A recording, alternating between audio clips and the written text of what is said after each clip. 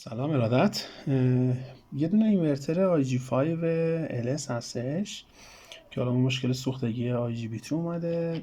درایورش همونجوری که مشخصه ما تست کردیم، خیلی سالم و اوکی داره کار میکنه و موردی از لحاظ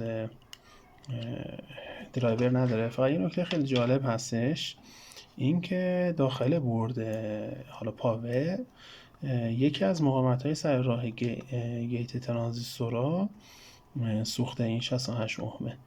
یعنی در ظاهر حتی خود آی جی بی تی هم قسمت پول دیودش صرفا مشکل پیدا کرده، ولی این طرف با اینکه درایور سالم بوده ولی یکی از مقاومت‌های سر راه گیت هم سوخته.